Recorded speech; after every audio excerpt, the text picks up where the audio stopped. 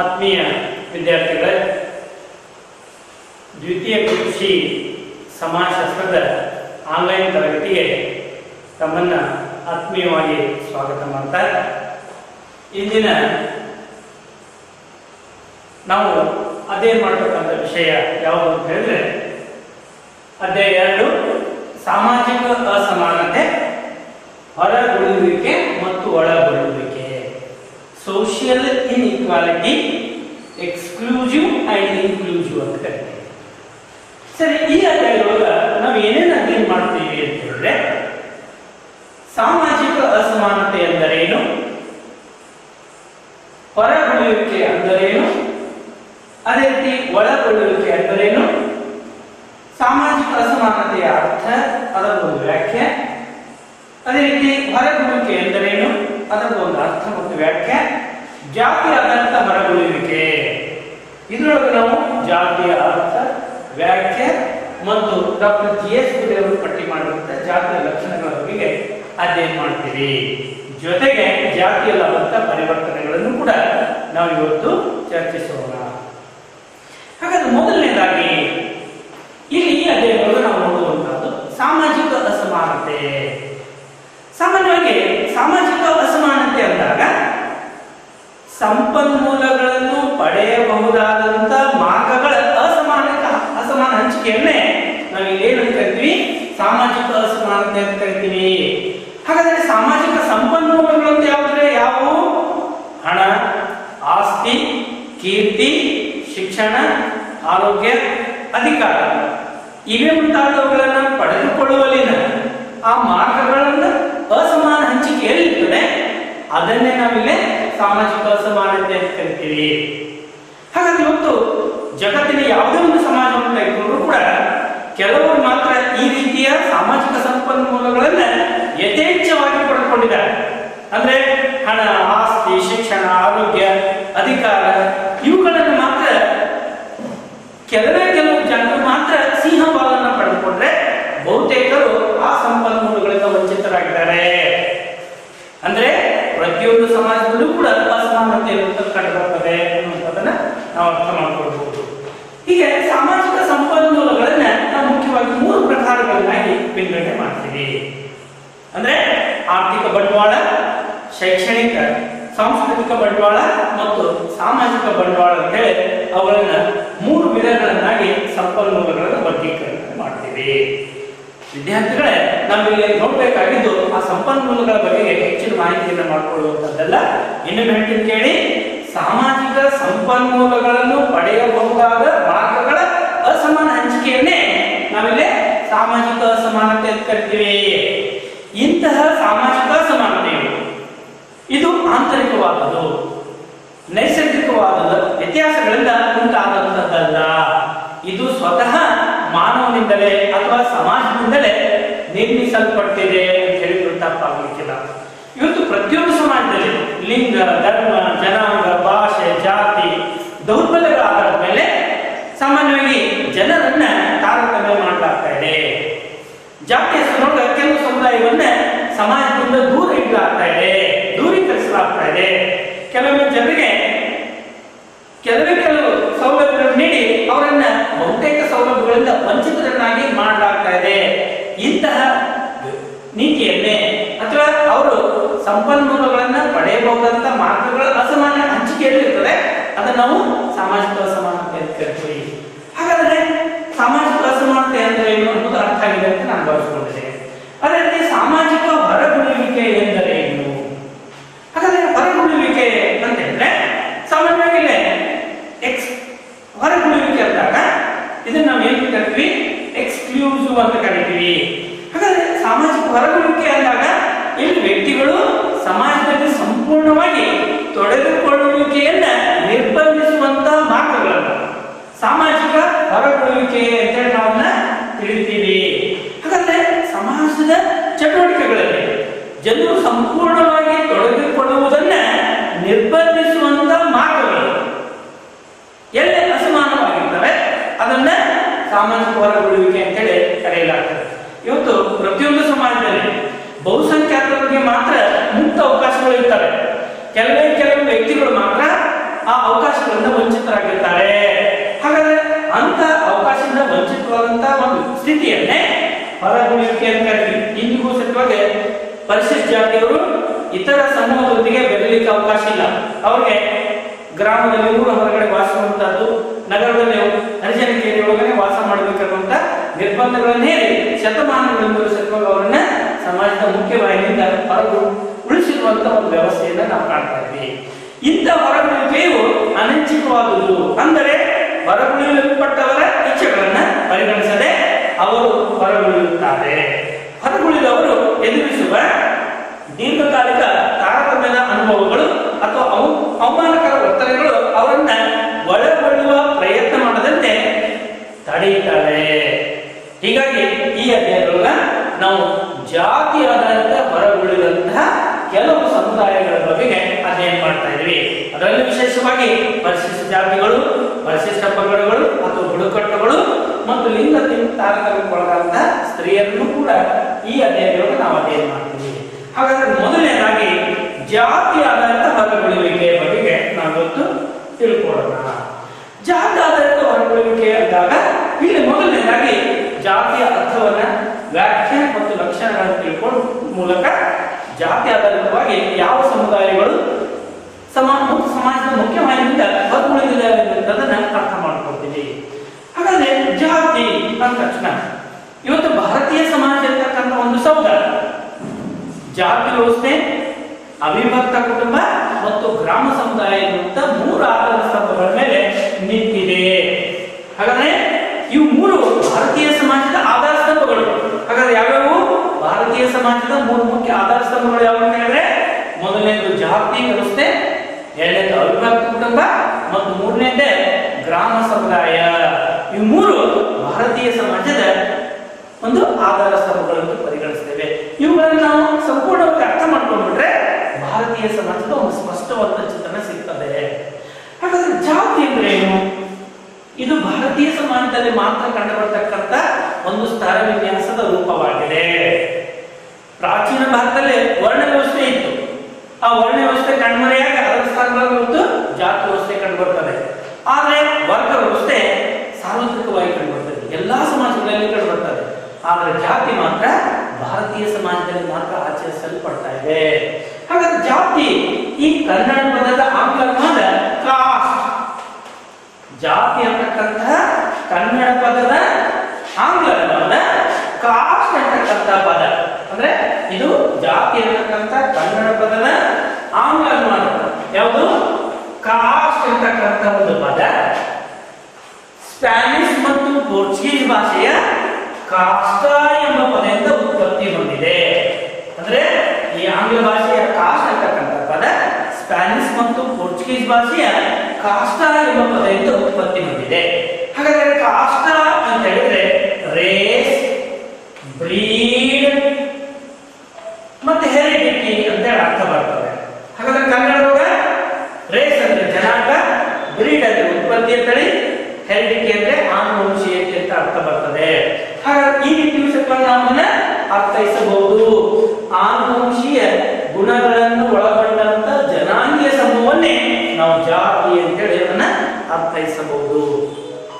ಇದೊಂದು ಸಂಕೀರ್ಣವಂತ ಒಂದು ವ್ಯವಸ್ಥೆ. ಭಾರತದಲ್ಲಿ ಮಾತ್ರ ಕಂಡುಬರ್ತಕ್ಕಂಥ ಜಾತಿಯ ಒಂದು ಸಂಕೀರ್ಣವಂತ ಒಂದು ವ್ಯವಸ್ಥೆ ಇದೆ. ಸ್ತರ ವಿನ್ಯಾಸದ ಒಂದು ವಿಶಿಷ್ಟವಂತ ರೂಪ.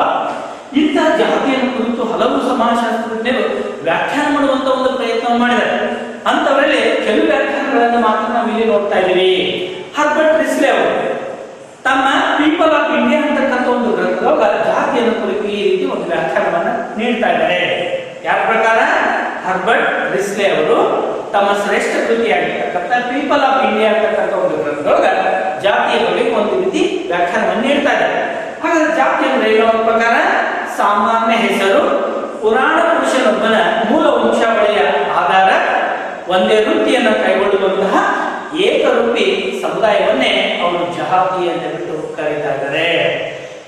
ಹಾಗಾದ್ರೆ ಇವ್ರ ಪ್ರಕಾರ ಇದು ಒಂದು ಸಾಮಾನ್ಯ ಹೆಸರನ್ನು ಹೊಂದಿರುತ್ತದೆ. ಪುರಾಣ ಪುರುಷನೊಬ್ಬನ ಒಂದು ಮೂಲ ವಂಶಾವಳಿ ಆಧಾರದ ಮೇಲೆ ಜೊತೆಗೆ ಒಂದೇ ವೃತ್ತಿಯನ್ನ ಕೈಗೊಳ್ಳುವಂತ ಒಂದು ಏಕರೂಪಿ ಸಮುದಾಯ ಅಂತೇಳಿ ಅವರು ಕರೀತಾ ಇದ್ದಾರೆ.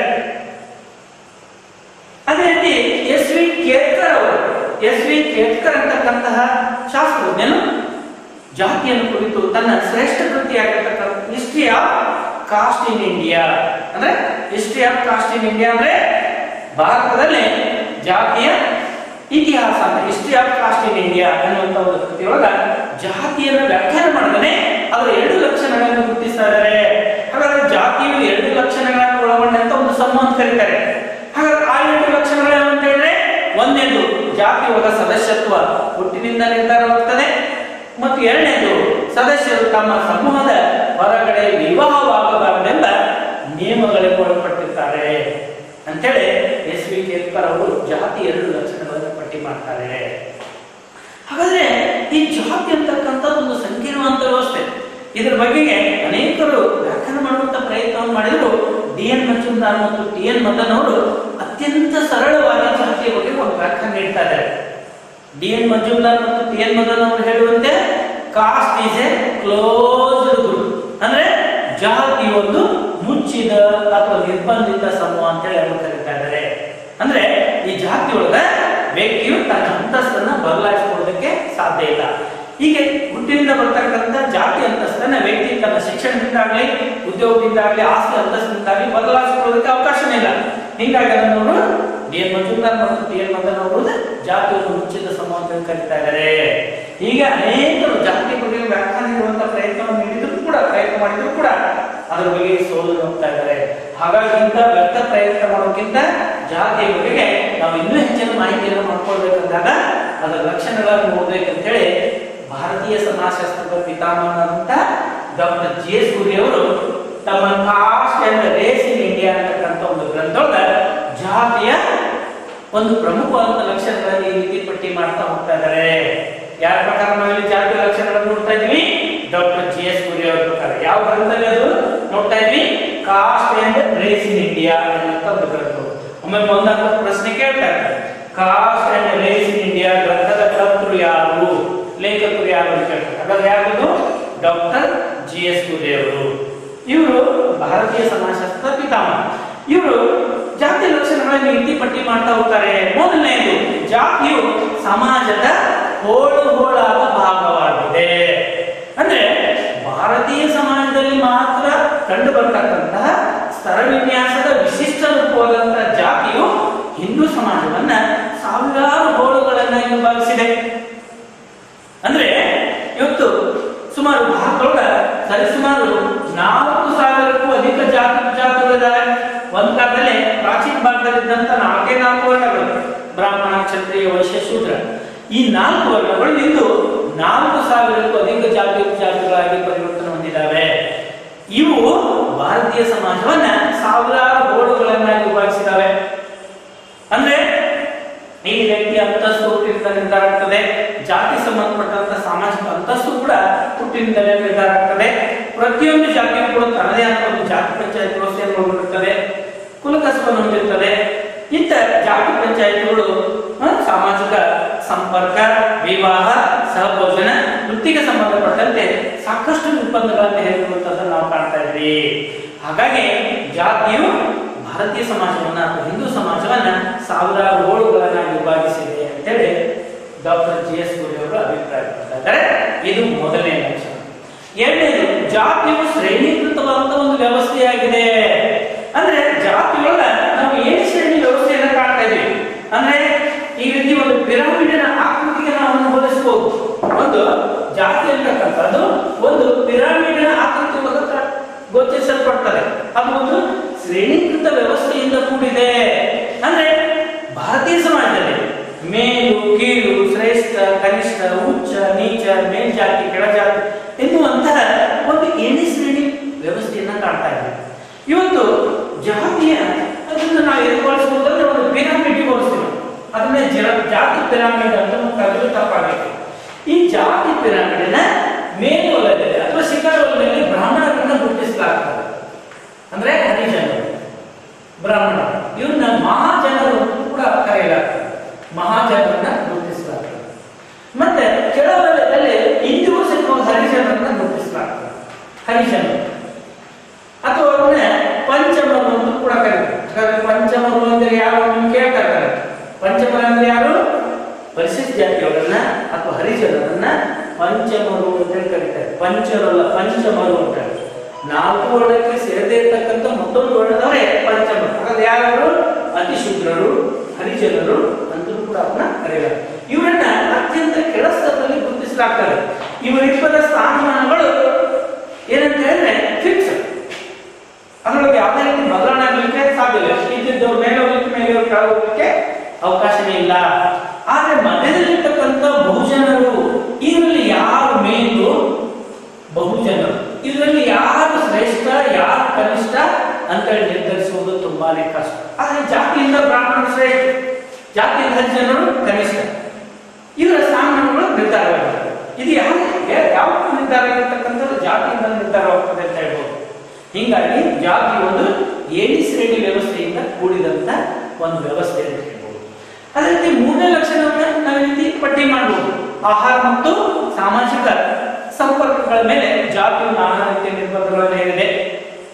ಅಂದ್ರೆ ಭಾರತದಲ್ಲಿ ಇಂದಿಗೂ ಸಹಿತ ಅದರಲ್ಲೂ ವಿಶೇಷವಾಗಿ ಸಾಂಪ್ರದಾಯಿಕ ಭಾರತೀಯ ಸಮಾಜದಲ್ಲಿ ಯಾರು ಯಾರಿಗೆ ಆಹಾರವನ್ನು ಸೇವಿಸಬೇಕು, ಯಾರು ಯಾರ ಜೊತೆಗೆ ಕುಳಿತು ಊಟ ಮಾಡಬೇಕು ಎನ್ನುವುದು ಕೂಡ ಜಾತಿಯಿಂದ ನಿರ್ಧಾರ ಆಗ್ತಾ ಇತ್ತು. ಅದೇ ರೀತಿ ಸಾಮಾಜಿಕ ಸೌಲಭ್ಯಗಳಾದಂತಹ ಆಸ್ಪತ್ರೆ, ಶಿಕ್ಷಣ ಶಾಲೆ ಅಥವಾ ಕಾಲೇಜು, ಉದ್ಯಾನವನ, ಸಮುದಾಯ ಭವನ, ದೇವಾಲಯ ಇವೇ ಮುಂತಾದ ಸಾಮಾಜಿಕ ಸೌಲಭ್ಯಗಳನ್ನು ಪಡೆದುಕೊಳ್ಳುವಲ್ಲಿ ಹರಿಜನರು ವಂಚಿತರಾಗಿದ್ದರು. ಇಂದಿಗೂ ಎಷ್ಟೋ ಹಳ್ಳಿಗಳಲ್ಲಿ ಈಗಲೂ ಸಹ ನಾವು ನೋಡ್ತಾ ಇದ್ದೇವೆ. ಏನಂತ ಹೇಳಿದ್ರೆ ಮೇಲ್ಜಾತಿಯವರ ದೇವಾಲಯವನ್ನ ಪ್ರವೇಶ ಮಾಡಲಿಕ್ಕೆ ಹರಿಜನರಿಗೆ ಈಗಲೂ ಅವಕಾಶ ಇಲ್ಲ. ಮೇಲ್ಜಾತಿಯವರು ಉಪಯೋಗ ಮಾಡ್ತಕ್ಕಂಥ ಕೆರೆ ಬಾವಿನ ನೀರನ್ನು ಪಡ್ಕೊಳ್ಳಲಿಕ್ಕೆ ಹಿಂದಿನ ಸಹ ಅವಕಾಶ ಇದ್ದಿಲ್ಲ. ಮರಾಠ ಮತ್ತು ಪೇಶ್ವೆಗಳ ಆಳ್ಬೇಕಾದಾಗ ಪುನಃ ನೋಡಿದಾಗ ಮಹಾನ್ ಮತ್ತು ಮಾಮ್ ಜಾತಿಗೆ ಸೇರಿದಂತ ಪರಿಶಿಷ್ಟ ಜಾತಿಯವರು ಯಾರು?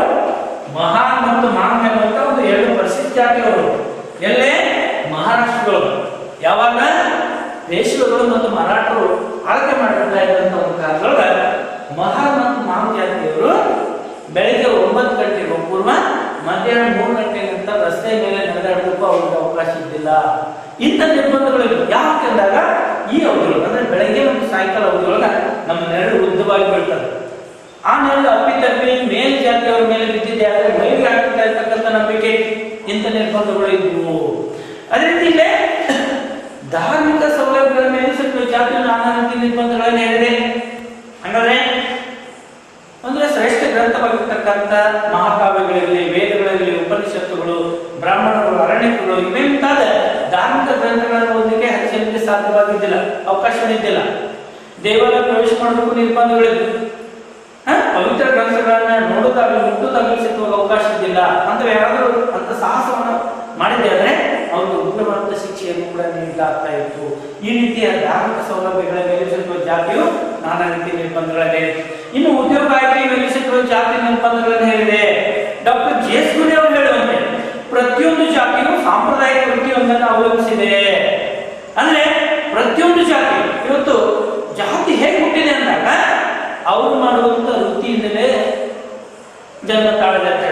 ಇವತ್ತು ಕಮ್ಮಾರ ಅಂತಕ್ಕಂಥ ಜಾತಿ ಅವ್ರು ಮಾಡ್ತಕ್ಕಂಥ ಕಮ್ಮಾರಿಕೆ ವೃತ್ತಿಯಿಂದ, ಬಡಿಗೇರ್ ಅಂತಕ್ಕಂಥ ಒಂದು ಜಾತಿ ಅವರು ಮಾಡುವಂತ ಒಂದು ಬಡಿಗೆತನದಿಂದ,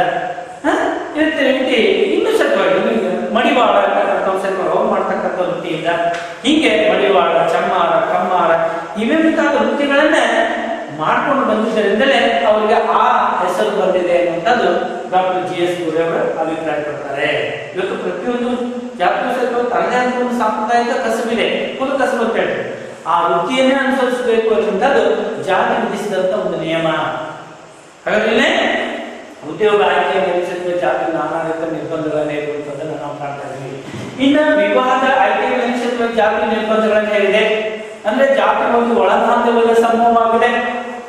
ಅಂದ್ರೆ ಪ್ರತಿಯೊಂದು ಜಾತಿಗೂ ಒಂದು ಸಹಭೋಜನ, ಅಂತರ್ಕ್ರಿಯೆ ಮತ್ತು ವೃತ್ತಿಗೆ ಸಂಬಂಧಪಟ್ಟಂತೆ ನಿರ್ಬಂಧಗಳಿರುವಂತೆ ಯಾರು ಯಾರಿಗೆ ಆಗಬೇಕು ಅನ್ನೋದು ಸ್ವಲ್ಪ ಜಾತಿಯಿಂದ ನಿರ್ಧಾರ ಆಗ್ತದೆ. ಅಂದ್ರೆ ಜಾತಿ ಚೌಕಟ್ಟಿನ ಒಳಗಡೆ ಪ್ರತಿಯೊಬ್ಬರು ಆಗಬೇಕು. ಒಬ್ಬ ವ್ಯಕ್ತಿ ಯಾವ ಜಾತಿ ಸೇರ್ತಾನೆ ಅದೇ ಜಾತಿಯ ಒಬ್ಬ ಜಾತಿಯ ಕಣ್ಣಿನ ವಿವಾಹ ಆಗಬೇಕು. ಹೀಗೆ ಸ್ವಜಾತಿಯೊಳಗ ವಿವಾಹವನ್ನೇ ನಾವಿಲ್ಲಿ ಒಳ ಬಾಂಧವ್ಯ ಅಂತ ಕರಿತೀವಿ. ಒಳ ಬಾಂಧವ್ಯ ಅಂದ್ರೆ ಜಾತಿ ಒಂದು ಒಳ ಬಾಂಧವ್ಯದ ಸಮೂಹವಾಗುವುದು. ಅದಕ್ಕೆ EVH ಬ್ಲಂಟ್ ಅಂತಕ್ಕಂಥ ಒಂದು ಕಡೆ ಹೇಳ್ತಾನೆ, ಕಾಸ್ಟ್ ಇಸ್ ಎ ಎಂಡೋಗೇನಸ್ ಅಂದ್ರೆ ಜಾತಿ ಒಂದು ಒಳ ಬಾಂಧವ್ಯದ ಸಮೂಹ. ಅಂದ್ರೆ ಜಾತಿಗಳನ್ನು ಹೊರತುಪಡಿಸಿ ಬೇರೊಂದು ಜಾತಿಯೊಂದಿಗೆ ವಿವಾಹ ಆಗೋದಕ್ಕೆ ಜಾತಿಯವರ ಅವಕಾಶ ಇಲ್ಲ. ಹೀಗಾಗಿ ಜಾತಿಯು ವಿವಾದ ಆಯ್ಕೆ ಮೇಲೆ ನಾನಾ ರೀತಿಯ ನಿರ್ಬಂಧಗಳನ್ನು ಹೇರಿದೆ ಅಂತ ಹೇಳಿ ಅವರ ಅಭಿಪ್ರಾಯ ಕೊಡ್ತಾರೆ. ಹೀಗಾದ್ರೆ ಇಲ್ಲಿ ನಾವು ನೋಡಿದ್ದು ಜಾತಿ ಲಕ್ಷಣಗಳನ್ನ ಯಾರ ಪ್ರಕಾರ ನಾವು ನೋಡಿದ್ದು ಡಾಕ್ಟರ್ ಜಿ ಎಸ್ ಸೂರ್ಯ ಅವರು ತಮ್ಮ ಶ್ರೇಷ್ಠ ಕೃತಿಯಾಗಿರುವಂತಹ caste and race in India ಅಂತಕ್ಕಂಥ ಒಂದು ಗ್ರಂಥದೊಳಗ ಜಾತಿಯ 6 ಪ್ರಮುಖವಾದ ಲಕ್ಷಣಗಳನ್ನ ಅವರು ಪಟ್ಟಿ ಮಾಡಿದ್ದಾರೆ. ನೋಡಿ ವಿದ್ಯಾರ್ಥಿಗಳೇ, ಇದರ ಮೇಲೆ ಒಂದು ಪ್ರಶ್ನೆ ಇದ್ದೇ ಇರ್ತದೆ. ಕಾಸ್ಟ್ ಎಂಬ ಪದದ ಉತ್ಪತ್ತಿ ತಿಳಿಸಿ. ಕಾಸ್ಟ್ ಎಂಬ ಆಂಗ್ಲ ಪದವು ಸ್ಪ್ಯಾನಿಷ್ ಮತ್ತು ಪೋರ್ಚುಗೀಸ್ ಭಾಷೆಯ ಕಾಸ್ಟ ಎಂಬ ಪದದ ಉತ್ಪತ್ತಿಯಾಗಿದೆ ಹೇಳಿದ್ರೆ ಸಾಕು. ಜಾತಿ ಯಾವುದಾದ್ರು 2 ಲಕ್ಷಣಗಳನ್ನು ತಿಳಿಸಿ ಅಂತ ಕೇಳಿದ್ರೆ 2 ಲಕ್ಷಣಗಳನ್ನು ಬರೀರಿ. ಡಾಕ್ಟರ್ ಜಿ ಎಸ್ ಸೂರ್ಯ ಅವರ ಪ್ರಕಾರ ಜಾತಿಯ ಲಕ್ಷಣಗಳನ್ನು ವಿವರಿಸಿ ಸ್ವಲ್ಪ 5 ಅಂಕ ಹೇಳಿದರೆ, ಕೆಲವೊಮ್ಮೆ ಜಾತಿಯ ವ್ಯಾಖ್ಯೆ ನೀಡಿ ಜಾತಿಯ ಲಕ್ಷಣಗಳನ್ನು ಕುರಿತು ವಿವರಿಸಿ ಅಂತೂ ಕೂಡ 10 ಅಂಕ ಕೇಳ್ತಾ ಇರ್ತಾನೆ. ಅದು ಕೂಡ ಇಂಪಾರ್ಟೆಂಟ್. ಹಾಗಾದ್ರೆ ಇಲ್ಲಿಗೆ ಜಾತಿಯ ಅರ್ಥ, ವ್ಯಾಖ್ಯೆ ಮತ್ತು ಲಕ್ಷಣಗಳ ಬಗ್ಗೆ ನಾವು ಮಾಹಿತಿ ಮಾಡಿಕೊಂಡಿದ್ದೇವೆ. ಇವತ್ತು ಜಾತಿಯಲ್ಲಿ ನಾನಾ ರೀತಿಯ ಪರಿವರ್ತನೆಗಳಾಗಿದ್ದಾವೆ, ಸಾಕಷ್ಟು ಪರಿವರ್ತನೆಗಳು ಉಂಟಾಗ್ತಾ ಇದ್ದಾವೆ.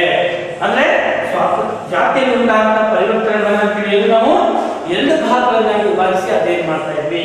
ಮೊದಲನೇದು ಸ್ವಾತಂತ್ರ್ಯ ಪೂರ್ವದಲ್ಲಿ ಜಾತಿಯಲ್ಲಿ ಉಂಟಾದಂತ ಪರಿವರ್ತನೆಗಳು ಮತ್ತು ಎರಡನೇದು ಸ್ವಾತಂತ್ರ್ಯೋತ್ತರ ಭಾಗದಲ್ಲಿ ಜಾತಿಯಲ್ಲಿ ಉಂಟಾದಂತ ಪರಿವರ್ತನೆಗಳು. ಹಾಗಾದ್ರೆ ಮೊದಲನೇ ಭಾಗ ಯಾವುದು?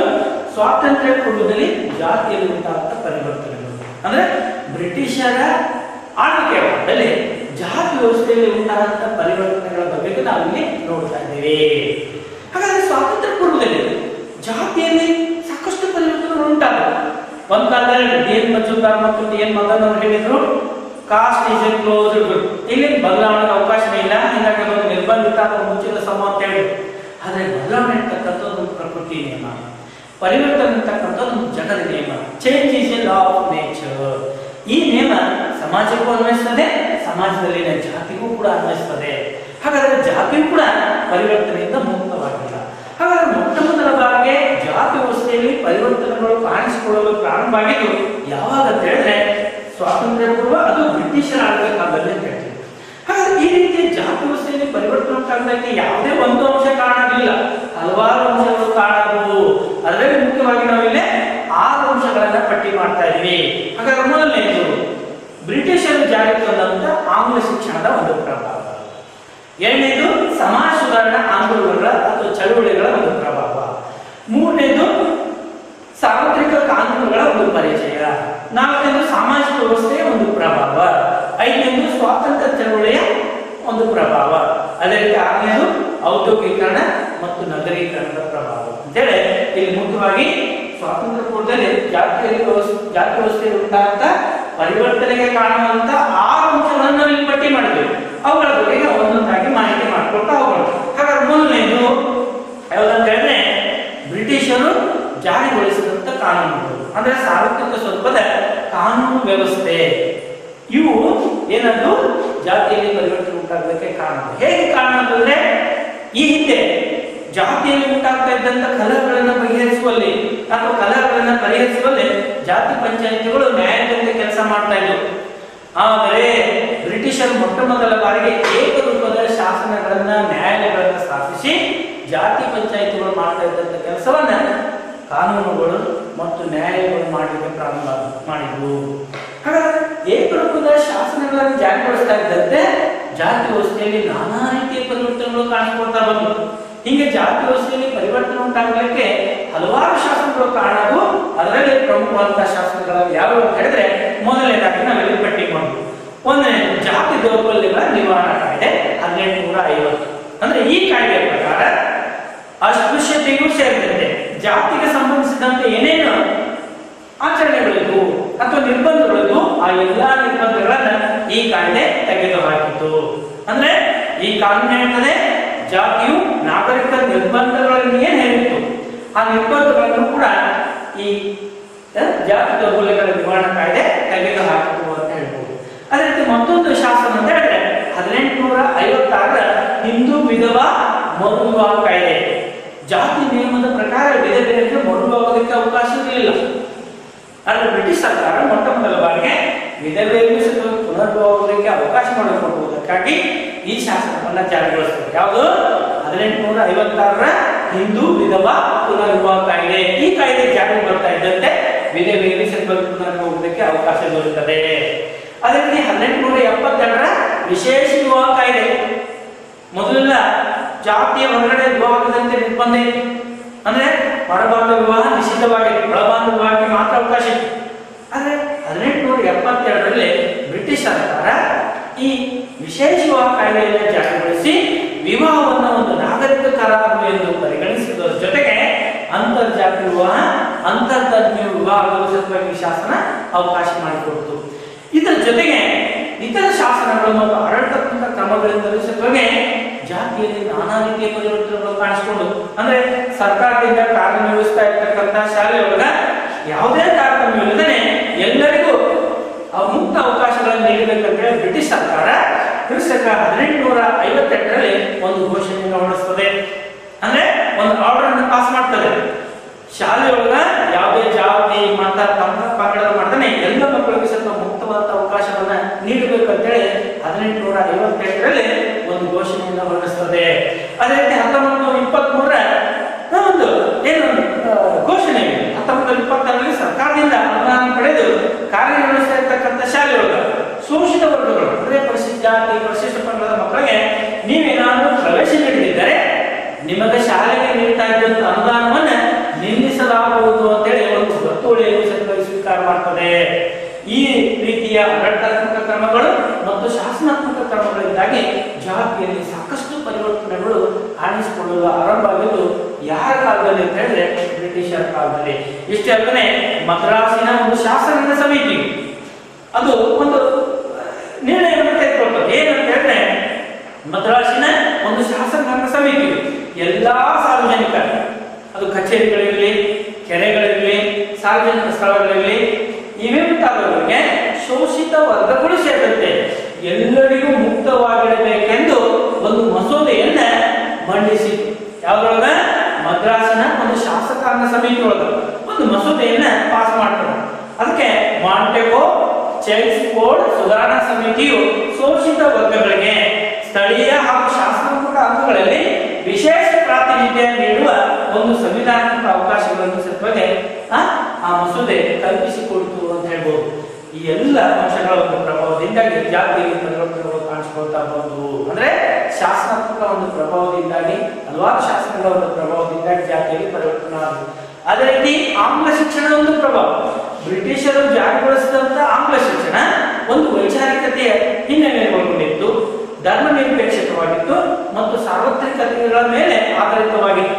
ಯಾವುದೇ ಜಾತಿ ಮತ ಪಂಗಡ ಮಾಡದೇ ಎಲ್ಲರಿಗೂ ಮುಕ್ತವಾದ ಅವಕಾಶವನ್ನು ನೀಡುವುದರ ಮೂಲಕ ಆಂಗ್ಲ ಶಿಕ್ಷಣವನ್ನ ಜಾರಿಗೊಳಿಸಿದಂತ ಕೀರ್ತಿ ಬ್ರಿಟಿಷರಿಗೆ ಸಲ್ತದೆ. ಅದರಲ್ಲೂ ವಿಶೇಷವಾಗಿ ಕೆಳವರ್ಗದವರು ಒಂದು ಶೈಕ್ಷಣಿಕ ಅವಕಾಶವನ್ನ ಕಲ್ಪಿಸಿಕೊಟ್ಟಂತ ಕೀರ್ತಿಯು ಬ್ರಿಟಿಷರಿಗೆ ಸಲ್ತದೆ. ಹೀಗೆ ಕೆಳವರ್ಗದಲ್ಲಿ ಶಿಕ್ಷಣದ ಒಂದು ಪ್ರಸಾರ ಹೆಚ್ಚಾಗ್ತಾ ಇದ್ದಂತೆ ಸ್ವಾತಂತ್ರ್ಯ, ಭ್ರಾತೃತ್ವ, ವೈಚಾರಿಕತೆ, ಮನೋಭಾವನೆಗಳು, ವೈಜ್ಞಾನಿಕ ದೃಷ್ಟಿಕೋನ ಬೆಳೀತಾ ಬಂದು ಜಾತಿಯ ಹೆಸರುವಾಗ ಆಚರಿಸಲ್ಪಡ್ತಾ ಇದ್ದಂತ ಮಡಿ ಮೇಲಿಗೆ ಮೇಲು ಕೀಳು ಅಂತಕ್ಕಂಥ ಮನೋಭಾವನೆಗಳು ಕ್ರಮೇಣ ಕಡಿಮೆ ಆಗ್ತಾ ಬಂದವು. ಅದೇ ರೀತಿ ಸಮಾಜ ಸುಧಾರಣಾ ಚಳವಳಿಗಳ ಒಂದು ಪ್ರಭಾವದಿಂದಾಗಿಯೂ ಜಾತಿ ಸೇವೆ ಪರಿವರ್ತನೆಗಳು ಉಂಟಾದವು.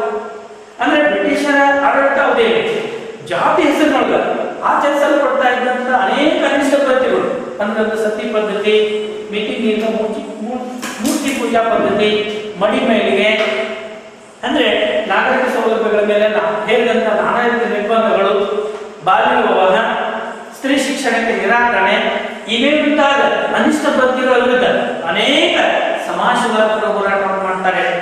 ಅದರಲ್ಲಿ ಪ್ರಮುಖವಾಗಿ ನಾವು ವಿಶ್ಲೇಷಿಸಿದ್ರೆ ರಾಜಾರಾಮ್ ಮೋಹನ್ ರಾಯ್ ಅವರು ಆರಂಭಿಸಿದಂತ ಬ್ರಹ್ಮ ಸಮಾಜದ ಒಂದು ಚಳವಳಿ, ಆಮೇಲೆ ರಾಂಡೆ ಅವರಿಂದ ಆರಂಭವಾದಂತಹ ಪ್ರಾರ್ಥನಾ ಸಮಾಜ, ದಯಾನಂದ ಸರಸ್ವತಿ ಅವರಿಂದ ಆರಂಭವಾದಂತಹ ಆರ್ಯ ಸಮಾಜ, ಆಮೇಲೆ ಸತ್ಯಶೋಧಕ ಸಮಾಜ, ಅದೇ ರೀತಿ ಅನಿಬೇಸೆಂಟ್ ಥಿಯೋಸೋಫಿಕಲ್ ಸೊಸೈಟಿ, ಮಹರ್ಷಿ ಅರವಿಂದ್ ಘೋಷರ ಡಿಮಾಂಡ್ ಲೈಫ್ ಸೊಸೈಟಿ, ಇವೇ ಮುಂತಾದ ಸಮಾಜ ಸುಧಾರಣಾ ಚಳವಳಿಗಳು. ಅದೇ ರೀತಿ ಇನ್ನೊಂದು ಸ್ವಾಮಿ ವಿವೇಕಾನಂದರ ಶ್ರೀ ರಾಮಕೃಷ್ಣ ಮಿಷನ್, ಇವೆಲ್ಲ ಸಮಾಜ ಸುಧಾರಣಾ ಚಳವಳಿಗಳು ಜಾತಿ ವ್ಯವಸ್ಥೆಯಲ್ಲಿನ ನ್ಯೂನತೆಗಳನ್ನ ತೊಡೆದು ಹಾಕುವಲ್ಲಿ, ಪರಿಹರಿಸುವಲ್ಲಿ ಪ್ರಮುಖವಾದಂತಹ ಪಾತ್ರ ವಹಿಸಿದವು.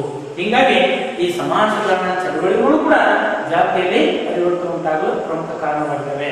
ಅದೇ ರೀತಿ ಬ್ರಿಟಿಷರು ಜಾರಿಗೊಳಿಸಿದಂತಹ ಹೊಸ ಸಾಮಾಜಿಕ ವ್ಯವಸ್ಥೆಯ ಒಂದು ಪ್ರಭಾವದಿಂದಾಗಿ ಜಾತಿಯಲ್ಲಿ ನಾನಾ ರೀತಿ ಪರಿವರ್ತನೆಗಳು ಕಾಣಿಸ್ಕೊಳ್ತಾ ಬಂದು.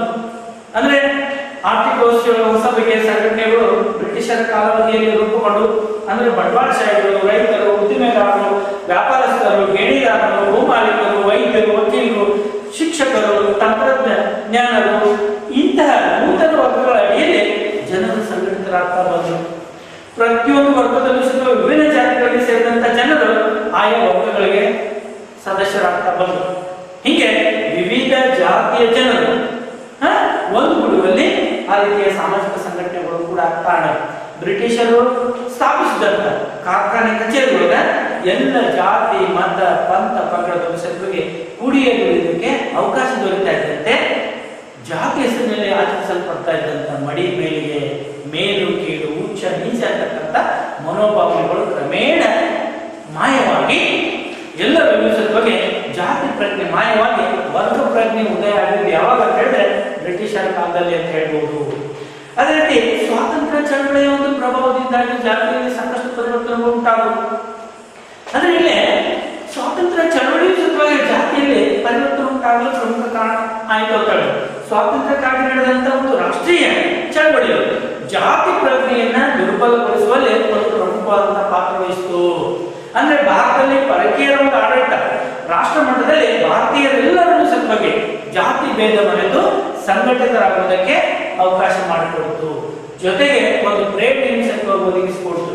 ಇದರಿಂದ ಜಾತಿ ಪ್ರಜ್ಞೆ ಕ್ರಮೇಣ ದುರ್ಬಲವಾಗ್ತಾ ಬಂತು. ಹಾಗಾದ್ರೆ ಈ ರೀತಿ ಜಾತಿ ಪ್ರಜ್ಞೆ ದುರ್ಬಲ ಆಗೋದಕ್ಕೆ ರಾಷ್ಟ್ರೀಯ ಪ್ರಜ್ಞೆ ಬೆಳೆಯಿತು. ರಾಷ್ಟ್ರೀಯ ಪ್ರಜ್ಞೆ ಬೆಳೆಯೋದಕ್ಕೆ ಸ್ವಾತಂತ್ರ್ಯ ಚಳವಳಿಗೆ ಕಾರಣ ಆಯಿತು. ಹಾಗಾದ್ರೆ ಸ್ವಾತಂತ್ರ್ಯ ಚಳವಳಿಯ ಒಂದು ಪ್ರಭಾವದಿಂದಾಗಿ ಜಾತಿಯಲ್ಲಿ ಪರಿವರ್ತನೆಗಳು ಉಂಟಾಗ್ತಾ ಬಂದಂಥದ್ದು. ಇನ್ನು ಕೊನೆಯದಾಗಿ ಔದ್ಯೋಗೀಕರಣ ಮತ್ತು ನಗರೀಕರಣ ಒಂದು ಪ್ರಭಾವದಿಂದಾಗಿ ಜಾತಿಯಲ್ಲಿ ಪರಿವರ್ತನೆಗಳು ಉಂಟಾಗ್ತಾ ಬಂದವು. ಅಂದ್ರೆ ಔದ್ಯೋಗೀಕರಣ ಮತ್ತು ನಗರೀಕರಣ ಒಂದೇ ನಾಣ್ಯದ ಮುಖಗಳಿದ್ದಂತೆ. ವಿಜ್ಞಾನ ಮತ್ತು ತಂತ್ರಜ್ಞಾನ ಕ್ಷೇತ್ರದಲ್ಲಿ ಉಂಟಾಗುವಂತ ಒಂದು ಬಗೆಯ ಹೆಚ್ಚಳ ಬೆಳವಣಿಗೆಯನ್ನು ಔದ್ಯೋಗೀಕರಣ ಅಂತ ಹೇಳ್ತೀವಿ. ಅದೇ ರೀತಿ ನಗರಗಳು ಬೆಳೀತಾ ಇರತಕ್ಕಂಥ ಒಂದು ಸ್ಥಿತಿಯನ್ನು ವಿವರಿಸುವ ಪರಿಕಲ್ಪನೆಗೆ ನಗರೀಕರಣ ಅಂತ ಹೇಳ್ತೀವಿ.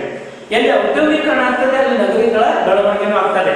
ಹೀಗೆ ಔದ್ಯೋಗೀಕರಣ ಮತ್ತು ನಗರೀಕರಣದ ಒಂದು ಪ್ರಭಾವದಿಂದಾಗಿ ಏನು ಜಾತಿ ಹೆಸರುಗಳಲ್ಲಿ ಆಚರಿಸಲ್ಪಡ್ತಾ ಇದ್ದಂತ ಮಡಿಮೇಲಿಗೆ, ಮೇಲು ಕೀಳು, ಉಚ್ಚ ನೀಚ, ಬ್ರಾಹ್ಮಣ, ಹರಿಜನ, ಮಡಿಮೇಲಿಗೆ ಅಂತ ಏನೇನು ಕಂದಾಚಾರಗಳು ಆಚರಿಸಲ್ಪಡ್ತಾ ಇದ್ವು ಅದರಲ್ಲೂ ವಿಶೇಷವಾಗಿ ಅಸ್ಪೃಶ್ಯತೆ ಆಚರಣೆಗಳು ನಿಧಾನವಾಗಿ ಕಡಿಮೆ ಆಗ್ತಾ ಬಂತು. ಬ್ರಿಟಿಷರು ಜಾರಿಗೊಳಿಸಿದಂತ ಕಾರ್ಖಾನೆ ಕಚೇರಿಯೊಳಗ ಎಲ್ಲ ಜಾತಿ, ಮತ, ಪಂಥ, ಪಂಗಡಗಳು ಕುಡಿಯಲಿಕ್ಕೆ ಅವಕಾಶ ದೊರೆತು ಕಾರ್ಖಾನೆಗಳ ಆಹಾರ ಮತ್ತು ನೀರಿನ ವಿಷಯದಲ್ಲಿ ಏನೇನು ನಿರ್ಬಂಧಗಳು ಅವೆಲ್ಲ ಕಡಿಮೆ ಆಗ್ತಾ ಬಂದು. ಅದು ಕಾರಣ ಅಂದ್ರೆ ಔದ್ಯೋಗೀಕರಣ. ಅದರಲ್ಲೂ ವಿಶೇಷವಾಗಿ ನಗರಗಳಲ್ಲಿ ಜನರು ಹೆಚ್ಚಿನ ಸ್ವಾತಂತ್ರ್ಯವನ್ನು ಪಡ್ಕೊಳ್ತಾ ಇದ್ದಂತೆ ಜಾತಿ ಹೆಸರಿನೊಳಗೆ ಏನೇನು ಕಂದಾಚಾರಗಳು ಆಚರಿಸಲ್ಪಡ್ತಾ ಇದ್ವು ಅದು ಮಡಿಮೇಲಿಗೆ ಇರ್ಬೋದು, ಮೇಲು ಕೀಳು ಅನ್ನುವಂಥದ್ದು ಇರ್ಬೋದು, ಅಸ್ಪೃಶ್ಯತೆ ಆಚರಣೆ ಇರ್ಬೋದು, ಇವು ಕ್ರಮೇಣವಾಗಿ ಕಣ್ಮರೆ ಆಗ್ತಾ ಬಂದು ಅಲ್ಲಿ ಜಾತೀಯತೆಯ ಮನೋಭಾವನೆ ಕಡಿಮೆಯಾಗಿ ವರ್ಗ ಮನೋಭಾವನೆ ಬೆಳೀತಾ ಬಂತು. ಹೀಗಾಗಿ ಇಲ್ಲಿ ಜಾತಿ ವ್ಯವಸ್ಥೆಯಲ್ಲಿ ಪರಿವರ್ತನೆ ಉಂಟಾಗಕ್ಕೆ ಈ 6 ಅಂಶಗಳು ಪ್ರಮುಖವಾಗಿ ಕಾರಣ ಆಗುವುದು ಅಂತ ಹೇಳಿ ನಾವು ಮೊದಲನೇ ಭಾಗದ ಪರಿವರ್ತನೆ ಬಗ್ಗೆ ಮಾಹಿತಿಯನ್ನು ಮಾಡಿಕೊಂಡಿವಿ. ಹಾಗಾದ್ರೆ ಜಾತಿಯಲ್ಲಿ ಉಂಟಾದಂತ ಮತ್ತೊಂದು ಬಗೆಯ ಪರಿವರ್ತನೆ ಅಂದ್ರೆ ಸ್ವಾತಂತ್ರ್ಯೋತ್ತರ ಭಾರತದಲ್ಲಿ ಜಾತಿಯಲ್ಲಿ ಉಂಟಾದಂತ ಪರಿವರ್ತನೆಗಳು. ಇಲ್ಲೂ ಸತ್ವಾಗಿ ಸ್ವಾತಂತ್ರ್ಯೋತ್ತರ ಭಾರತದಲ್ಲಿ ಜಾತಿಯಲ್ಲಿ ಸಾಕಷ್ಟು ಪರಿವರ್ತನೆಗಳಾಗಿದ್ದಾವೆ. ಒಂದು ರೀತಿ ಹೇಳಬೇಕಂದ್ರೆ ಕ್ರಾಂತಿಕಾರಕ ಪರಿವರ್ತನೆಗಳಾಗಿದ್ದಾವೆ, ಅಗಾಧವಾದ ಪರಿವರ್ತನೆಗಳಾಗಿದ್ದಾವೆ. ಹಾಗಾದ್ರೆ ಅವುಗಳನ್ನು ಹೇಗೆ ತಿಳ್ಕೊಳ್ಳೋದು, ಹೇಗೆ ಅಧ್ಯಯನ ಮಾಡೋದು ಅಂದಾಗ ಮತ್ತೆ ಪುನಃ ನಾವು 2 ಭಾಗಗಳನ್ನಾಗಿ ವಿಭಾಗಿಸಿ ತಿಳ್ಕೊಳ್ತೇವೆ. ಮೊದಲನೇದು ಜಾತಿಯ ಕಾರ್ಯಾತ್ಮಕ ಪರಿವರ್ತನೆಗಳು ಮತ್ತು ಎರಡನೇದು ಜಾತಿಯ ಪಾತ್ರದಲ್ಲಾದಂತ ಪರಿವರ್ತನೆಗಳು ಅಂತ ಹೇಳಿ 2 ಭಾಗಗಳನ್ನಾಗಿ ವಿಭಾಗಿಸಿ ನಾವು ಅಧ್ಯಯನ ಮಾಡೋಣ. ಹಾಗಾದ್ರೆ ಮೊದಲನೇದಾಗಿ ಜಾತಿಯ ಕಾರ್ಯಾತ್ಮಕ ಪರಿವರ್ತನೆಗಳನ್ನ ನಾವು ಈ ರೀತಿ ನೋಡ್ತಾ ಹೋಗ್ಬೋದು. ಅಂದ್ರೆ ಜಾತಿಯ ಹಿಂದೆ ಏನೇನು ಕಾರ್ಯಗಳನ್ನು ನಿರ್ವಹಿಸ್ತಾ ಇತ್ತು ಆ ಕಾರ್ಯಗಳಲ್ಲಿ ಇಂದು ಸಾಕಷ್ಟು ಪರಿವರ್ತನೆಗಳಾಗಿದ್ದಾವೆ. ಹಾಗಾದ್ರೆ ಹೇಗೆ ನೋಡೋದು? ಮೊದಲನೇದು ಇವತ್ತು ಕಾರ್ಯಾತ್ಮಕ ಪರಿವರ್ತನೆ, ಜಾತಿಯ ಕಾರ್ಯಾತ್ಮಕ ಪರಿವರ್ತನೆ ಒಂದನ್ನ ಪಟ್ಟಿ ಮಾಡ್ತೀವಿ. ಇವತ್ತು ಏನಾಗಿದ್ದಾವೆ? ಉದ್ಯೋಗ ಆಯ್ಕೆಗಳು ಮುಕ್ತವಾಗಿದ್ದಾವೆ. ಒಂದು ಕಾಲದಲ್ಲಿ ಒಂದು ಜಾತಿಯ ಕುಲಕಸಬನ್ನ ಬೇರೊಂದು ಜಾತಿಗಳು ಅನುಸರಿಸುವುದಕ್ಕೆ ಅವಕಾಶ ಇದ್ದಿಲ್ಲ. ಚಮ್ಮಾರನ ಕೆಲಸವನ್ನ ಚಮ್ಮಾರನೆ ಮಾಡಬೇಕಾಗಿತ್ತು, ಕುಂಬಾರನ ಕೆಲಸ ಕುಂಬಾರ ಮಾಡಬೇಕಾಗಿತ್ತು, ಮಡಿವಾಳ ಕೆಲಸ ಮಡಿವಾಳನೆ ಮಾಡಬೇಕಾಗಿತ್ತು. ಈ ರೀತಿ ನಿರ್ಬಂಧಗಳನ್ನು ಜಾತಿಯಲ್ಲಿ ಇವತ್ತೇನಾಗಿದ್ದಾವೆ ಅಂತ ನಿರ್ಬಂಧಗಳು ಮಾಯವಾಗಿ ಉದ್ಯೋಗ ಆಯ್ಕೆಗಳು ಇನ್ನು ಮುಕ್ತವಾಗಿದ್ದಾವೆ ಅಂತ ಒಂದು ಪರಿವರ್ತನೆ ನೋಡಬಹುದು. ಎರಡನೇದು ಜಾತಿ ಪಂಚಾಯಿತಿಗಳು ಇವತ್ತು ನಶಿಸಿ ಹೋಗಿದ್ದಾವೆ, ಕಣ್ಮರೆಯಾಗಿದ್ದಾವೆ. ಇವು ನಶಿಸಲಿಕ್ಕೆ ಏನು ಕಾರಣ ಅಂತ ಹೇಳಿದ್ರೆ ಬ್ರಿಟಿಷರು ಜಾರಿಗೊಳಿಸಿದಂತೆ ಏಕರೂಪದ ಶಾಸನಗಳು ಮತ್ತು ನ್ಯಾಯಾಲಯಗಳು. ಒಂದು ಕಾಲದಲ್ಲಿ ಜಾತಿ ಕಲಹಗಳನ್ನ ಬಗೆಹರಿಸುವಂತ ನ್ಯಾಯಾಲಯಗಳಂತೆ ಜಾತಿ ಪಂಚಾಯಿತಿಗಳು ಕೆಲಸ ಮಾಡ್ತಾ ಇದ್ರು. ಬ್ರಿಟಿಷರು ಏನ್ ಮಾಡಿದ್ರು, ಏಕರೂಪದ ಶಾಸನಗಳನ್ನ ಮತ್ತು ನ್ಯಾಯಾಲಯಗಳನ್ನ ಸ್ಥಾಪನೆ ಮಾಡ್ತಾ ಇದ್ದಂತೆ ಈ ಜಾತಿ ಪಂಚಾಯಿತಿಗಳು ಕ್ರಮೇಣ ನಶಿಸ್ತಾ ಹೋಗುವುದು. ಇನ್ನೊಂದು ಕಣ್ಮರೆಯಾಗಿದ್ದಾವೆ. ಇದು ನಗರಗಳಲ್ಲಿ, ಆದರೆ ಗ್ರಾಮೀಣ ಭಾಗದಲ್ಲಿ ಇಂದಿಗೂ ಸಹಿತ ಜಾತಿ ಪಂಚಾಯಿತಿಗಳು ಕಂಡು ಬರ್ತಾ ಇದ್ದಾವೆ. ಅವು ಜಾತಿ ನಿಯಮಗಳನ್ನು ಪಾಲಿಸುವಂತೆ, ವಿವಾಹಗಳನ್ನು ನಿರ್ಧರಿಸುವಲ್ಲಿ ಇಂದಿಗೂ ಮತ್ತು ಜಾತಿ ಕಲಹಗಳನ್ನು ಬಗೆಹರಿಸುವಲ್ಲಿ ನ್ಯಾಯಾಲಯಗಳಲ್ಲಿ ಇಂದಿಗೂ ಗ್ರಾಮಗಳಲ್ಲಿ ಕೆಲಸ ಮಾಡ್ತಾ ಇದ್ದಾರೆ. ಇನ್ನು ಮೂರನೇ ಒಂದು ಪರಿವರ್ತನೆ ಅಂತ ಹೇಳಿದ್ರೆ ಇವತ್ತು ವಿಶೇಷವಾಗಿ ಮೂರನೇದು ಮುಖ್ಯವಾಗಿ ನಾವು ಮೂರನೇ ರೀತಿಯ ಪರಿವರ್ತನೆಗಳು ಯಾವ ಅಂತ ಹೇಳಿದ್ರೆ ಅಂದ್ರೆ ಜಾತಿ ವರ್ಗದ ಅದಲ್ಲ, ಮುಂದೆ ಜಾತಿಯ ಕಾರ್ಯಾತ್ಮಕ ಪರಿವರ್ತನೆಗಳಿವೆ. ನಾವು ಮುಖ್ಯವಾಗಿ ನೋಡುವಂತದ್ದು ಅಂದ್ರೆ ಇವತ್ತು ಏನಾಗ್ತದೆ, ಸಹಭೋಜನ ನಿರ್ಬಂಧಗಳೆಂದು ಸಡಿಲಗೊಂಡಿದ್ದಾವೆ.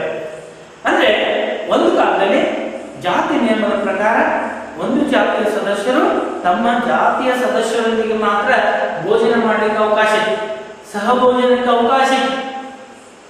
ಅಂದ್ರೆ ಈಗ ಬ್ರಾಹ್ಮಣರಿದ್ರೆ ಬ್ರಾಹ್ಮಣರ ಜೊತೆನೆ ಕುಳಿತು ಊಟ ಮಾಡಬೇಕಾಗಿತ್ತು, ಹರಿಜನ ಇದ್ರೆ ಹರಿಜನ ಜೊತೆನೆ ಕುಳಿತು ಊಟ ಮಾಡಬೇಕಾಗಿತ್ತು. ಈ ರೀತಿಯ ಸಹಭೋಜನಕ್ಕೆ ಅವಕಾಶ ಇತ್ತು. ಯಾವಾಗಿದು ಯಾವ ಕಾಲದೊಳಗ ಅಂದ್ರೆ ಬ್ರಿಟಿಷರು ಬರೋಕ್ಕಿಂತ ಮೊದಲೊಳಗ, ಅದರಲ್ಲೂ ವಿಶೇಷವಾಗಿ ಪ್ರಾಚೀನ ಭಾರತದೊಳಗೆ ಸ್ವಾತಂತ್ರ್ಯೋತ್ತರ ಭಾರತದಲ್ಲಿ ಏನಾಗಿದ್ದಾವೆ, ಸಹಭೋಜನಗಳು ಏನಿತ್ತು ಆ ನಿರ್ಬಂಧಗಳು ಇವತ್ತು ಕ್ರಮೇಣವಾಗಿ ಮಾಯಾಗಿದ್ದಾವೆ. ಅಷ್ಟೇ ಏಕೆ, ಜಾತಿ ಒಂದು ದೈವ ಸೃಷ್ಟಿ ಅನ್ನುವಂಥ ನಂಬಿಕೆ ಇವತ್ತು ಕಣ್ಮರೆಯಾಗಿದೆ.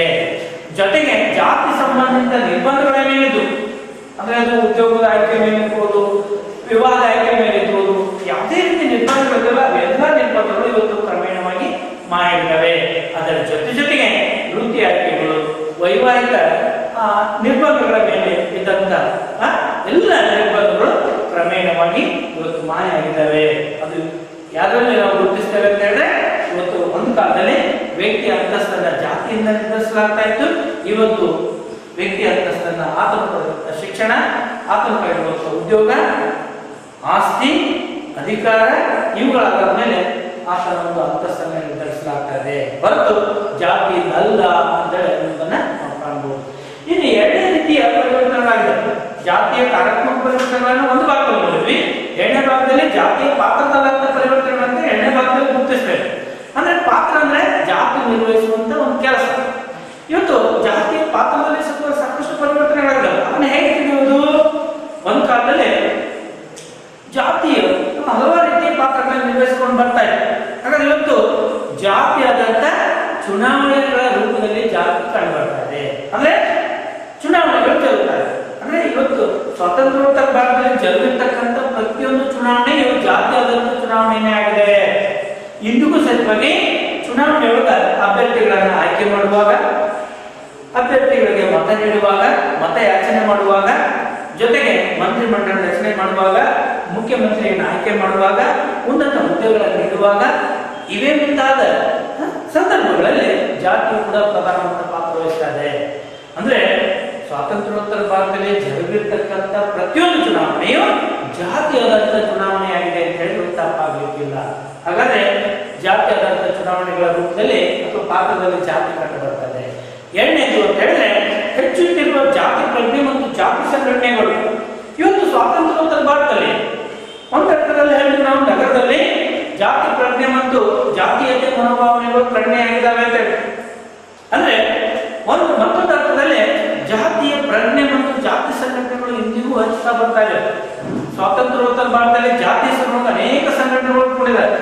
ಜಾತಿ ಹೆಸರು ವೈಶ್ಯರ ಒಂದು ಪ್ರಯತ್ನದಿಂದಾಗಿ ವೈಶ್ಯ ಬ್ಯಾಂಕ್, ಬ್ರಾಹ್ಮಣರ ಪ್ರಯತ್ನದಿಂದಾಗಿ ಕೆನರಾ ಬ್ಯಾಂಕ್, ಅದೇ ರೀತಿ ಲಿಂಗಾಯತರ ಒಂದು ಪ್ರಯತ್ನದಿಂದ KLE ಸಂಸ್ಥೆ, ಕುರುಬರ ಒಂದು ಪ್ರಯತ್ನದಿಂದಾಗಿ ಕನಕದಾಸ ಶಿಕ್ಷಣ ಸಂಸ್ಥೆ, ಪರಿಶಿಷ್ಟ ಜಾತಿಯವರ ಒಂದು ಪ್ರಯತ್ನದಿಂದಾಗಿ ಅಂಬೇಡ್ಕರ್ ಶಿಕ್ಷಣ ಸಂಸ್ಥೆ, ಇವೇ ಮುಂತಾದ ಸಂಘಟನೆಗಳು ಜನ್ಮ ತಾಳದಂತದ್ದು ನೋಡಿದಾಗ ಇಂದಿಗೂ ಸಹಿತವಾಗಿ ಜಾತಿ ಪ್ರಜ್ಞೆ ಅಳಿದಿಲ್ಲ, ಜಾತಿ ಪ್ರಜ್ಞೆ ಉಳ್ಕೊಂಡಿದೆ. ಜಾತಿ ಹೆಸರು ಅನೇಕ ಸಂಘಟನೆಗಳು ಇಲಾಖೆಗಳು, ಸಂಘ ಸಂಸ್ಥೆಗಳು, ಬ್ಯಾಂಕು, ವಿದ್ಯಾರ್ಥಿ ನಿಲಯಗಳು, ಸಹಕಾರ ಸಂಘಗಳು, ಕಲ್ಯಾಣ ಮಂಟಪಗಳು, ವಾರಪತ್ರಿಕೆಗಳು ಇವೇ ಮುಂತಾದವುಗಳು ಕಾಣಿಸಿಕೊಂಡಿರುವಂತದ್ದನ್ನು ನಾವು ನೋಡಿದಾಗ ಅನಿಸ್ತದೆ ಜಾತಿ ಇವು ಒಂದು ಜಾತಿಯ ಪ್ರಜ್ಞೆ ಮಾಯ ಆಗಿಲ್ಲ, ಜಾತಿ ಪ್ರಜ್ಞೆ ಉಳ್ಕೊಂಡಿದೆ, ಅದು ಸಂಘಟನೆ ರೂಪದೊಳಗೆ ಕಾಣಿಸಿಕೊಳ್ತಾ ಇದೆ ಅಂತ ಹೇಳ್ಬೋದು. ಮತ್ತೊಂದು ಜಾತಿ ಪಾತ್ರಗಳಂತ ಪರಿವರ್ತನೆ ಈ ರೀತಿ ನಾವು ಗುರುತಿಸಬಹುದು.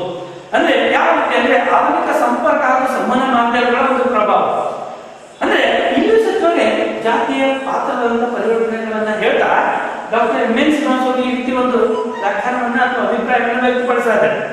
ಇವತ್ತು ಆಧುನಿಕ ಸಂಪರ್ಕ ಮತ್ತು ಸಂವಹನ ಮಾಧ್ಯಮಗಳಲ್ಲಿ ಏನೇನು ಪರಿವರ್ತನೆಗಳಾಗಿದ್ದಾವೆ ಅದು ಜಾತಿ ಮೇಲೆ ಪ್ರಭಾವ ಬೀರಿದವ ಅಂತ ಹೇಳ್ತಾರೆ. ಹೇಗೆ ಅನ್ನೋದಕ್ಕೆ ಉದಾಹರಣೆ ಕೊಡ್ತಾರೆ. ಇವತ್ತು ರಸ್ತೆಗಳ ಒಂದು ನಿರ್ಮಾಣ, ರೈಲು ಸೇವೆ, ಅಂಚೆ ಸೇವೆ, ದರದಲ್ಲಿ ದೊರೆತಂತ ಕಾಗದ, ಮುದ್ರಣ ಇವೇ ಮುಂತಾದ ತಂತ್ರಜ್ಞಾನದಲ್ಲಿ ಉಂಟಾದ ಬೆಳವಣಿಗೆಯಿಂದಾಗಿ ಜಾತಿಗಳ ಜನರು ಹಿಂದೆಂದಿಗಿಂತಲೂ ಹೆಚ್ಚು ಸಂಘಟಿತರಾಗೋದಕ್ಕೆ ಸಾಧ್ಯವಾಯಿತು ಅಂತ ಹೇಳ್ತಾರೆ. ಅದಕ್ಕೊಂದು ಉದಾಹರಣೆ ಕೊಡ್ತಾರೆ. ಒಂದು ಅಂಚೆ ಕಾರ್ಡ್ ಒಂದು ಜಾತಿ ಸಭೆಯನ್ನು ಕುರಿತು ಮಾಹಿತಿ ನೀಡಿದ್ರೆ ರೈಲು ಸಾರಿಗೆಯು ಎಷ್ಟೇ ದೂರದಲ್ಲಿದ್ದರೂ ಸತ್ವಗೆ ಆ ಜಾತಿ ಸದಸ್ಯರು ಸಭೆಗೆ ಬಂದು ಹಾಜರಾಗುವುದಕ್ಕೆ ಅವಕಾಶ ಮಾಡಿಕೊಡು. ಅದರ ಜೊತೆಗೆ ಅಗ್ಗದಲ್ಲಿ ದೊರೆತಂತ ಮುದ್ರಣ ಒಂದು ಕಾಗದ ಲಭ್ಯತೆಯಿಂದಾಗಿ ಜಾತಿ ಸದಸ್ಯರ ಹಿತಾಸಕ್ತಿಗಳನ್ನು ಕಾಪಾಡುವ ಉದ್ದೇಶದಿಂದ ಇವತ್ತು ಮ್ಯಾಗಝಿನ್ಸು ಅಥವಾ ವಾರಪತ್ರಿಕೆ, ತಿಂಗಳ ಮಾಸಪತ್ರಿಕೆಯನ್ನ ಪ್ರಾರಂಭಿಸಿ ಜಾತಿ ಜನರಲ್ಲಿ ಜಾತಿ ಪ್ರಜ್ಞೆಯನ್ನು ಹೆಚ್ಚಿಸ್ತಾ ಇದ್ದಾವೆ ಅಂತ ಹೇಳ್ಬೋದು. ಇನ್ನು ನಾಲ್ಕನೇದಾಗಿ ಆಧುನಿಕ ಶಿಕ್ಷಣದ ಒಂದು ಪ್ರಭಾವ. ಇವತ್ತು ಆಧುನಿಕ ಒಂದು ಶಿಕ್ಷಣದ ಪ್ರಭಾವದಿಂದಾಗಿ ಜಾತಿ ಪ್ರಜ್ಞೆ ಮಾಯವಾಗಿದೆ ಒಂದ್ ಕಡೆ ಹೇಳ್ತೀವಿ, ಮತ್ತೊಂದು ಕಡೆ ಅದು ಜಾತಿ ಪ್ರಜ್ಞೆಯನ್ನು ಅಳಿಸುವುದರ ಬದಲು ಮತ್ತಷ್ಟು ಹೆಚ್ಚಿಸಿದೆ ಅಂತ ಹೇಳ್ಬೋದು. ಸಮಾನತೆ, ಸ್ವಾತಂತ್ರ್ಯ, ವೈಚಾರಿಕ ದೃಷ್ಟಿಕೋನ, ಭ್ರಾತೃತ್ವ, ಜಾತ್ಯತೀತ ಮನೋಭಾವನೆ ಇವೇ ಮುಂತಾದ ವಿಚಾರಗಳಿಂದ ಇವತ್ತು ಸುಶಿಕ್ಷಿತರು ಅಪಾರವಾಗಿ ಪ್ರಭಾವಿತರಾಗಿದ್ದಾರೆ. ಭಾರತೀಯರು ಜಾತಿ ವ್ಯವಸ್ಥೆಯ ಕುರಿತಂತೆ ಬದಲಾದ ಧೋರಣೆಗಳನ್ನು ಹೊಂದಿದ್ದಾರೆ ಅಂತ ಹೇಳ್ತೇವೆ. ಹಾಗೆಂದ ಮಾತ್ರಕ್ಕೆ ಜಾತಿಯು ಸಂಪೂರ್ಣವಾಗಿ ನಿರ್ಮೂಲನೆಗೊಂಡಿದೆ ಅಂತ ಹೇಳಲಿಕ್ಕೆ ಬರೋದಿಲ್ಲ. ಕೆಲ ಸುಶಿಕ್ಷಿತ ನಾಯಕರು ಜಾತಿ ಹೆಸರಿನೊಳಗ ಅನೇಕ ವಾರಪತ್ರಿಕೆ, ಮಾಸಪತ್ರಿಕೆಗಳನ್ನು ಪ್ರಾರಂಭಿಸಿ ಜಾತಿ ಸಮ್ಮೇಳನಗಳನ್ನು ಇಂದಿಗೂ ಏರ್ಪಡಿಸ್ತಾ ಇದ್ದಾರೆ. ಜೊತೆಗೆ ಜಾತಿ ಸದಸ್ಯರನ್ನ ಸಂಘಟಿತಗೊಳಿಸ್ತಾ ಇದ್ದಾರೆ. ಜೊತೆಗೆ ಸ್ವಜಾತಿ ಬಡವರ ಕಲ್ಯಾಣಕ್ಕಾಗಿ ನಿಧಿ ಸಂಗ್ರಹಣೆಯನ್ನು ಮಾಡ್ತಾ ಇದ್ದಾರೆ. ಅಂದ್ರೆ ಕಳೆದ 3 ವರ್ಷಗಳಲ್ಲಿ ಇವತ್ತು ಜಾತಿಯ ಐಕ್ಯತೆಯಲ್ಲಿ ಎಷ್ಟು ಪರಿವರ್ತನೆ ಆಗಿದೆ ಅಂತ ಹೇಳಿದ್ರೆ ವಿವಿಧ ಜಾತಿಗಳ ನಡುವೆ ಮೊದಲಿದ್ದಂತ ಅವಲಂಬನೆ ಇದ್ದು ಅದು ನಿಧಾನವಾಗಿ ಕಡಿಮೆ ಆಗಿದೆ. ಮಡಿವಾಳ, ಕಂಬಾರ, ಕುಂಬಾರ, ಬಡಿಗೇರೆ ಇವಂತಾದವರ ಮಧ್ಯೆ ಒಂದು ಜಾತಿ ಅವಲಂಬನೆ, ಇಂಥ ಅವಲಂಬನೆ ಇವತ್ತು ಕ್ರಮೇಣವಾಗಿ ಮಾಯಾಗಿದೆ. ಅದಕ್ಕೇನು ಕಾರಣ ಅಂತ ಹೇಳಿದ್ರೆ ಆಧುನಿಕ ಶಿಕ್ಷಣನೇ ಒಂದು ಪ್ರಮುಖ ಕಾರಣ ಅಂತ ಹೇಳ್ಬೋದು. ಹಾಗಾಗಿ ವಿದ್ಯಾರ್ಥಿಗಳೇ, ಇವತ್ತು ನಾವು ಏನೇನು ನೋಡಿದ್ವಿ, 2ನೇ ಅಧ್ಯಾಯದೊಳಗೆ ಸಾಮಾಜಿಕ ಅಸಮಾನತೆ ಎಂದರೇನು, ಹೊರಗುಡುವಿಕೆ, ಒಳಗೊಳ್ಳುವಿಕೆ, ಸಾಮಾಜಿಕ ಅಸಮಾನತೆ ಅರ್ಥ, ವ್ಯಾಖ್ಯೆ, ಜಾತಿ ಅರ್ಥ, ಸಾಮಾಜಿಕ ಹೊರಗುಡುವಿಕೆ, ಇದರೊಳಗ ಜಾತಿಯ ಅರ್ಥ, ವ್ಯಾಖ್ಯೆ, ಲಕ್ಷಣಗಳ ಬಗೆಗೆ, ಜಾತಿಯಲ್ಲಿ ಉಂಟಾದಂತಹ ಪರಿವರ್ತನೆಗಳು, ಅದರಲ್ಲಿ ಸ್ವಾತಂತ್ರ್ಯ ಪೂರ್ವ ಮತ್ತು ಸ್ವಾತಂತ್ರ್ಯ ನಂತರ, ಸ್ವಾತಂತ್ರ್ಯ ನಂತರದಲ್ಲಿ ಮತ್ತೆ ಕಾರ್ಯಾತ್ಮಕ ಪರಿವರ್ತನೆಗಳು, ಜಾತಿಯ ಪಾತ್ರಗಳಂತ ಪರಿವರ್ತನೆಗಳು, ಇದ್ರ ಬಗ್ಗೆ ನಾವು ಮಾಹಿತಿಯನ್ನು ಮಾಡ್ಕೊಂಡಿದ್ದೇವೆ. ಹಾಗಾದ್ರೆ ಈ ಎಲ್ಲ ವಿಷಯ ತಮಗೆ ಅರ್ಥ ಆಗಿದೆ ಅಂತ ಹೇಳಿ ಭಾವಿಸ್ಕೊಳ್ತಾ, ಇದ್ರ ಮೇಲೆ 1, 2, 5 ಸಹಿತವಾಗಿ ನಮಗೆ ಪ್ರಶ್ನೆ ಬರ್ತಾ ಇರ್ತದೆ. ಹೆಚ್ಚು ಲಕ್ಷ್ಯ ವಹಿಸಿ ತಿಳ್ಕೊಳ್ಳಿ, ಟಿಪ್ಪಣಿಯನ್ನು ಬರೆದಿಡಿ. ನಿಮಗೆ ಪರೀಕ್ಷೆ ಒಳಗ ಬರೀಲಿಕ್ಕೆ ಅವಕಾಶ ದೊರೆಯುತ್ತದೆ ಅಂತ ಹೇಳ್ತಾ ಹೆಚ್ಚಿನ ಅಂಕಗಳನ್ನು ಪಡೆಯಲಿ ಅಂತ ಹಾರೈಸ್ತಾ ಇವತ್ತಿನ ಈ ಒಂದು ತರಗತಿಯನ್ನು ನಾನು ಮುಗಿಸ್ತಾ ಇದ್ದೀನಿ. ಎಲ್ರಿಗೂ ಧನ್ಯವಾದಗಳು.